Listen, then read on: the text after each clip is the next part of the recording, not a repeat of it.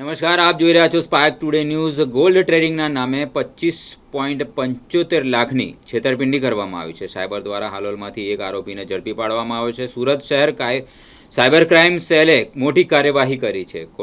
Gold ટ્રેડિંગમાં મોટો નફો આપવાની લાલચ આપી હતી. 25,75,700ની ઓનલાઈન છેતરપિંડી કરનાર ગેંગના એક આરોપીને હાલોલમાંથી ઝડપી પાડવામાં આવ્યો છે. એક ફરિયાદી સાથે કમ્પ્લેનન્ટ સાથે એમ કહેવામાં આવ્યું કે તમે NGGF ગોલ્ડ કંપની મારફતે અગર ગોલ્ડ ટ્રેડિંગમાં ઇન્વેસ્ટ કરશો તો તમને વધારો નફો મળશે, અને એમ કહીને એમને એક બનાવટી લિંક મોકલવામાં આવી, અને લિંકમાં પ્રેસ કરીને પછી એમની પાસેથી કુલ 25,75,000 રૂપિયા પડાવવામાં આવ્યું બીજા ખાતાઓમાં, અને પછી એ પરત આપવામાં નથી આવ્યું, અને એ રીતે એમની સાથે છેતરપિંડી કરવામાં આવી અને એમને કંઈક નફો પણ નથી મળ્યું. અને જ્યારે આ ગુનો અહીંયા દાખલ કરવામાં આવ્યો ત્યારે આપણે ટેકનિકલ વર્કઆઉટ કરીને આપણી ટીમ હાલોલ ખાતે ગઈ, અને હાલોલથી ઘનશ્યામ ઠક્કર કરીને જે લેર 1નો અકાઉન્ટ હોલ્ડર છે એમને પકડવામાં આવ્યો છે. અને ઘનશ્યામનું જ્યારે આપણે ઇતિહાસ જોઈએ તો એમને અગાઉ પણ ચેન્નઈ પોલીસ દ્વારા અટક કરવામાં આવ્યું છે અને હાલ બેલ ઉપર બહાર છે.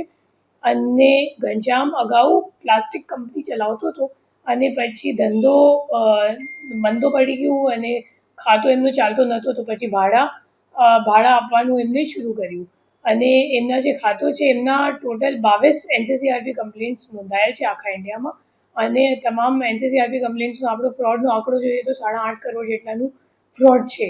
એ ભાઈએ પોતે જેમનું અકાઉન્ટ છે એ કિટ લઈને વૃંદાવન ખાતે રૂબરૂ ગયું અને જે નાસ્તા ફરતા આરોપીઓ છે એમને ત્યાં આપીને આવ્યું, અને એના માટે એમને 1,20,000 જેટલાની કમિશન મળી છે.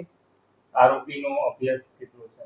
એ BCom પાસ્ડ આઉટ છે, પણ હાલ બેરોજગાર જેવું છે, તો એટલે આ ધંધામાં પડી ગયું છે. આમાં ટોટલ કેટલા જણા છે અને કઈ રીતનું હવે આગળ જે તપાસ છે એ યુપી, વૃંદાવન અથવા તો દિલ્હી સુધી જશે, કેમ કે આરોપીને હાવ ચોક્કસ સરનામું કે પૂરું નામ નથી ખબર.